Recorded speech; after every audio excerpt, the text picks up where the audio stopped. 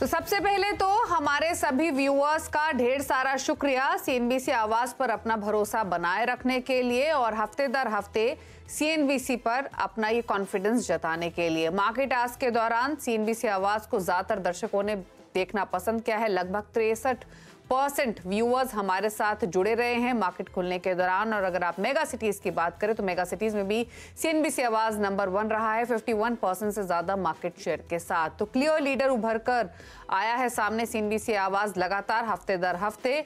और बात होगा मार्केट की तो लोग सीएनबीसी आवाज पर भरोसा करते हैं, सीएनबीसी आवाज की क्रेडिबिलिटी पर भरोसा करते हैं। कोशिश हमारी यही होती है ऐसा कंटेंट आपके लिए लेकर आए जिससे आपको फायदा पहुंचे और सही और सटीक जानकारी आपको मिले।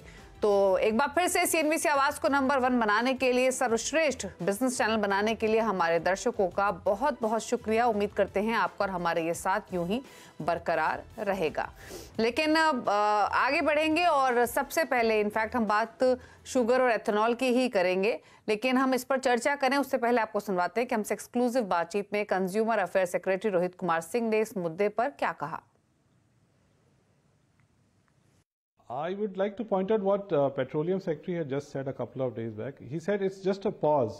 और ऐसा नहीं है कि ये निर्णय हमेशा के लिए लिया गया है और जैसे ही उपलब्धता के बारे में स्थिति संतोषप्रद हो जाएगी, these decisions are reviewed every week. हम हर बुधवार को हम 4-5 सेक्रेटरी एक साथ बैठते हैं और स्थिति की समीक्षा करते हैं। तो ऐसा नहीं है कि कोई भी निर्णय जो है वो अनंत काल के लिए है। This needs and will be calibrated as per the availability situation demands.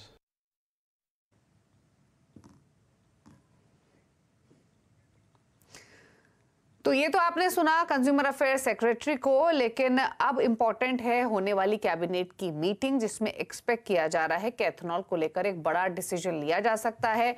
Industry ने क्या डिमांड रखी है, कितना प्राइस बढ़े एथेनॉल का, क्या आउटकम निकल कर आ सकता है, क्या जो सरकार ने हाल ही में महंगाई को काबू करने के लिए चीनी की उपलब्धता में कमी ना आए उसके लिए जो कदम उठाया है डाइवर्जन का, उससे क्या इम्पैक्ट उसका इम्पैक्ट क्या कम होगा, इस कीमतों को बढ़ने से इंडस्ट्री को कितना फायदा होगा, इन सब पहलुओं पर हम बातचीत करते हैं। हमारे साथ प्रफुल्ल विठलानी मौजूद हैं आहिस्ता से।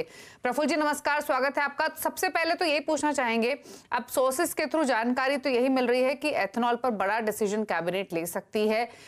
सबसे पहले आपसे ये समझना चाहेंगे कि इंडस्ट्री क्या डिमांड कर रही है, जो भी रिसेंट मीटिंग्स हुई हैं, और आप क्या एक्सपेक्ट कर रहे हैं इस मीटिंग से।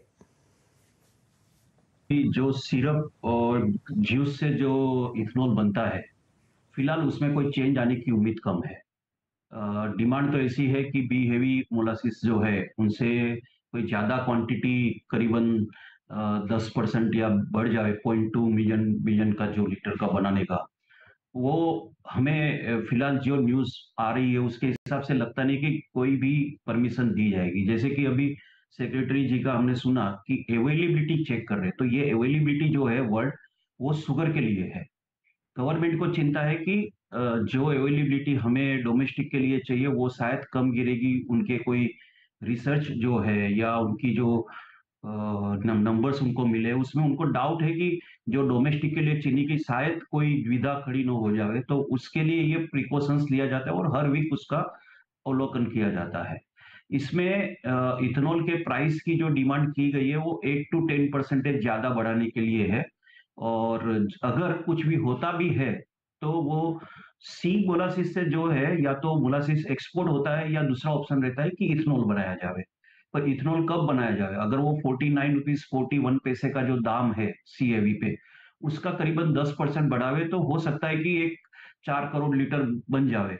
पर ये एक्सपोर्ट निर्यात जो है उसको रोकना है मोलासिस की नहीं, या इथेनॉल बनाना है या नहीं, ये चीजें जो है वो द्विधादायक सवाल है, उसके कुछ भी प्रिडिक्ट करना मुश्किल है। जहां तक आइस्ता का सवाल है, आइस्ता ने उनके पास से सी मोलासिस के दाम 10% बढ़ाने की डिमांड की हुई है कि जिससे इथेनॉल की जो कुछ रियायत उनको मिले।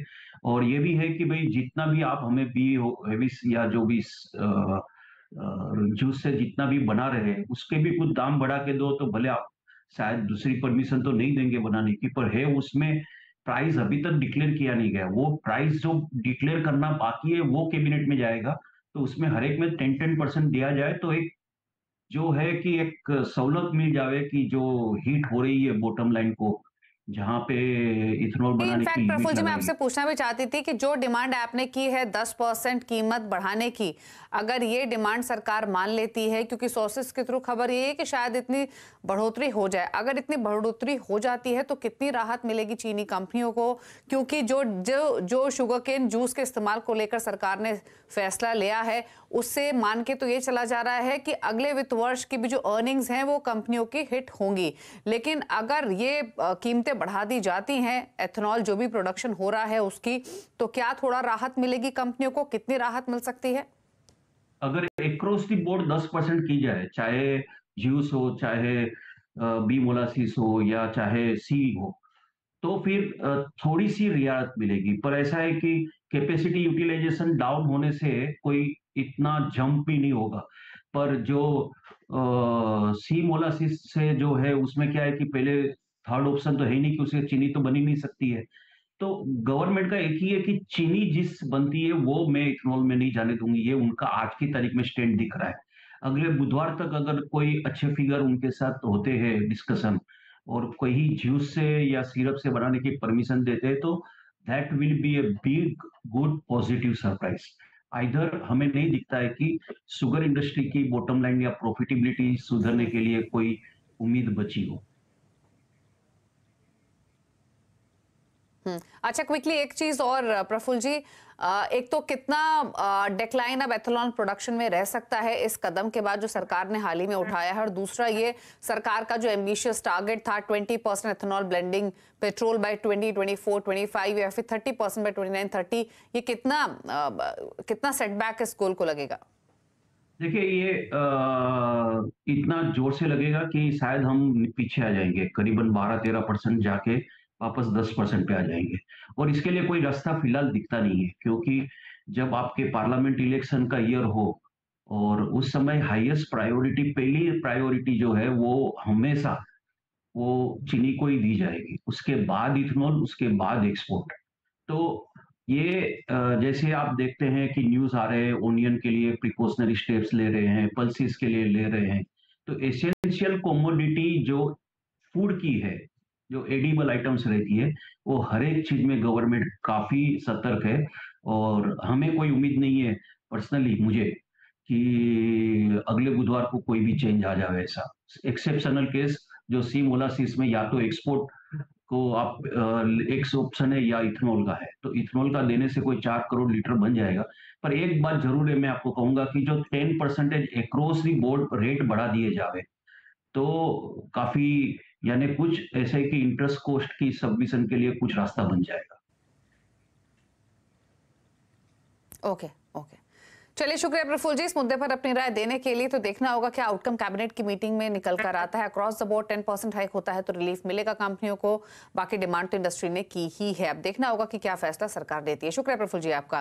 लेकिन आगे बढ़ेंगे और बात करेंगे सोने चांदी की। सोने चांदी कीमतों में जबरदस्त उछाल देखने को मिल रहा है। M6 पर सोना करीब 1600 रुपए और चांदी करीब 3500 रुपए तक महंगी हो चुकी है। क्यों है सोने चांदी कीमतों में ये तेजी और कहां तक जा सकते हैं भाव, इस पर बातचीत करते हैं। जीजेसी के चेयरमैन संयम मेहरा हमारे साथ मौजूद हैं। Sanyam, good evening, welcome to CNBC Awaaz. तो फेड की मीटिंग का जो आउटकम रहा, जो स्टेटमेंट रहे, वो अनएक्सपेक्टेड लाइंस रहे। इनफैक्ट शायद इसी वजह से मार्केट चीयर अप हुआ है। तमाम मार्केट्स में इनफैक्ट हमने रौनक देखी है, क्योंकि कहीं ना कहीं थोड़ा सा डर, एप्रीहेंशंस मार्केट में क्रिएट हो गई थी कि शायद रेट कट को लेकर कुछ डिले ना दिखाई दे, बट उस तरीके को इंडिकेशन मिला नहीं है। अब सवाल ये है कि ये सबसे बड़ा इवेंट था जिसको बुलियन मार्केट वॉच कर रहा था, इसका एक इम्पैक्ट तो हमने देख लिया है, बट यहां से आगे क्या, कैसे देखते हैं प्राइसेस को, क्या व्यू है? देखिए, फेड ने 3 कट्स का अगले साल का बोला है 2024 में, और उसके बाद 25 में भी 2 कट्स आएंगे। 100 बेसिस पॉइंट्स से 125 बेसिस पॉइंट्स तक रेट्स और घटाए जाएंगे, जिस वजह से डॉलर इंडेक्स भी 102.52 है। अभी रेट्स बढ़े हैं 600 के आसपास हैं। $2050 फ्यूचर्स में चल रहा है कॉमेक्स। आने वाले टाइम के अंदर कुछ दिन ये एक और ट्रिगर अभी इसके अंदर और पेंडिंग है।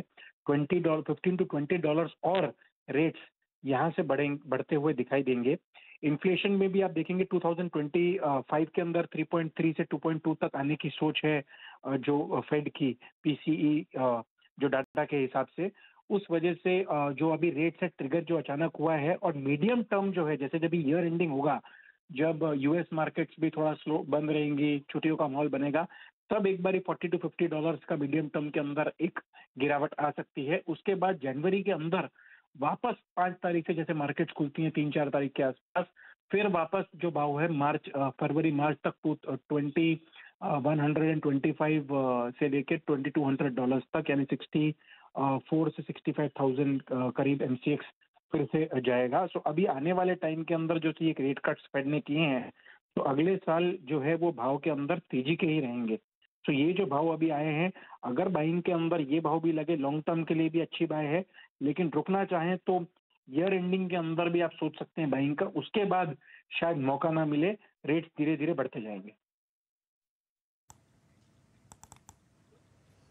ओके अच्छा, डिमांड कैसी देख रहे हैं फिर यहाँ से संयम आप, क्योंकि हमने डिमांड में तो काफी अच्छा इंक्रीज देखा, प्राइसेस बढ़ रहे थे तब भी डिमांड बढ़ रही थी। अब यहाँ से क्योंकि वेडिंग डिमांड तो इंटैक्ट है ही, लेकिन कुछ फर्क पड़ेगा अगर कीमतें और ऊपर जाती हैं, या फिर रहेगा आपको कि या फिर buying as it is continue रहेगी? देखिए, जो अभी तक जो 3-4 दिन पहले तक डिमांड अच्छी थी, लेकिन जैसे ही भाव आज बढ़े हैं तब थोड़ा सा कस्टमर्स शोरूम के अंदर आके प्राइस पूछ के वापस सोच रहे हैं कि भाई इतने बढ़ गए हैं प्राइसेस, आज नहीं तो कुछ दिन के बाद खरीदेंगे। जब भी भाव अचानक से एकाएक इतना स्पीड से बढ़ते हैं ना, तब कस्टमर भाव की स्टेबिलिटी के लिए वेट करते हैं।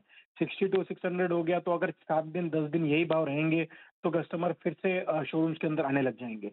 वैसे भी दिसंबर एंड का जो माहौल होता है 15 से लेके 27 या 30 तक, तभी ग्राहकी हर साल कम ही रहती है, क्योंकि लोगों का ज्यादा रुझान छुट्टियों की तरफ रहता है, दूसरा हॉलीडेज की तरफ रहता है। और जो वेडिंग की बाइंग थी वो ऑलरेडी 10 दिसंबर तक और 12 दिसंबर तक लोगों ने अच्छी कर ली है। उसके बाद वापस जब ही पोंगल का महीना आएगा, संक्रांति आएगी, उसकी बाइंग करते हैं रिटेलर, और उसके बाद 14 जनवरी से के बाद वापस रिटेलर शोरूम के अंदर आना चालू कर देते हैं। सो थोड़ी स्टेबिलिटी की वेट होती है कस्टमर्स के माइंड के अंदर। इतने अचानक बढ़ने से कस्टमर रुक जाते हैं दुकान में आना। ओके चलिए, शुक्रिया संयम अपने व्यूज देने के लिए और सोने चांदी के भाव पर साथ ही साथ डिमांड पर अपना आउटलुक शेयर करने के लिए। रुक रहे हैं इसी के साथ एक ब्रेक के लिए। हमारे साथ अमित खरे, विकास बगरिया मौजूद हैं। ब्रेक के बाद सिर्फ फोकस करेंगे स्ट्रैटेजीज पर, लेकर आएंगे आपके ट्रेडिंग के मौके एक ब्रेक के बाद।